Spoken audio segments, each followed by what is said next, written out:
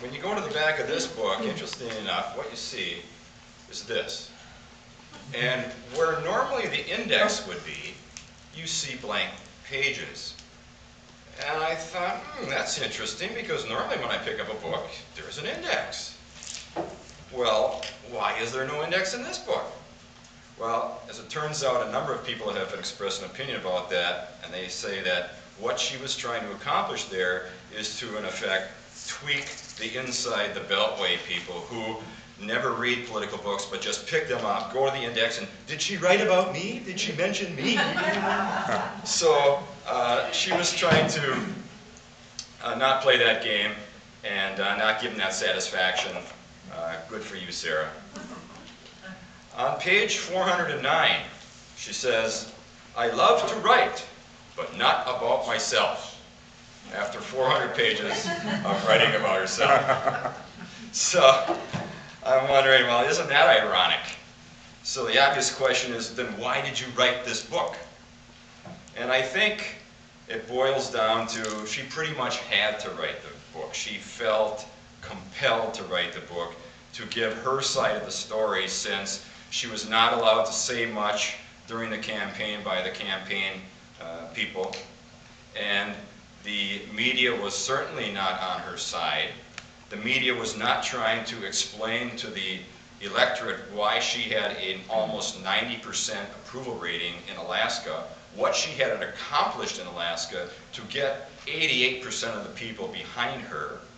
It almost seemed as though the mission of the media was to destroy Sarah Palin and act as a cheerleader for the Obama administration, or the Obama campaign.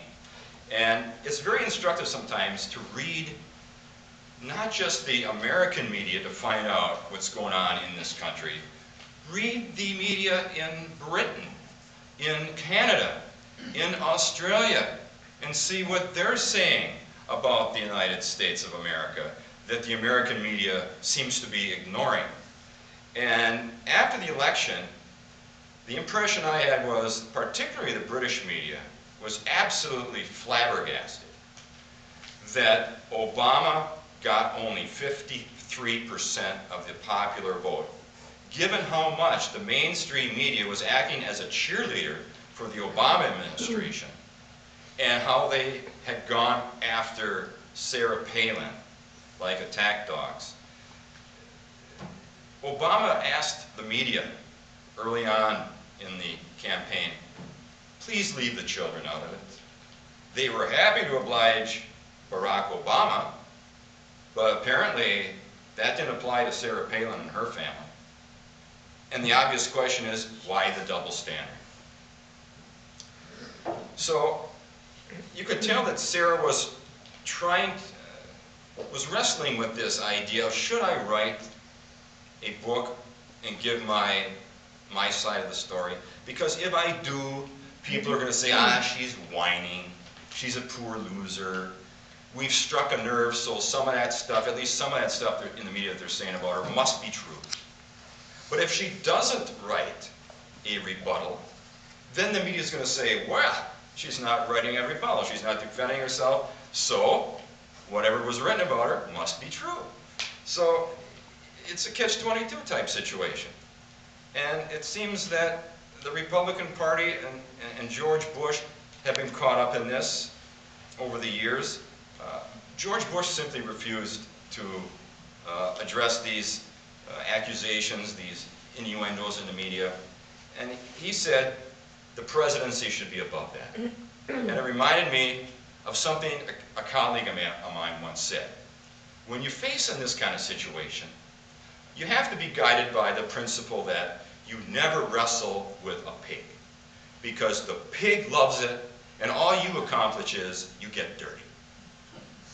So the problem, though, eventually came out that when, for example, they were discussing how much should we raise funding for a certain program. The Democrats wanted to raise it by 5%, the Republicans by 4%, and somehow that became a life and death issue. The Democrats said, see, the Republicans want to starve our children. They want to kill the elderly. And the Republicans didn't really defend themselves against these kinds of nonsensical accusations because they figured, well, the voters will understand that that's just politics and that's just, you know, mudslinging, and they'll just discount it. Well, then surveys and polls revealed that these kinds of statements were actually gaining traction, which just served to prove that old propaganda principle of the big lie. You just keep saying something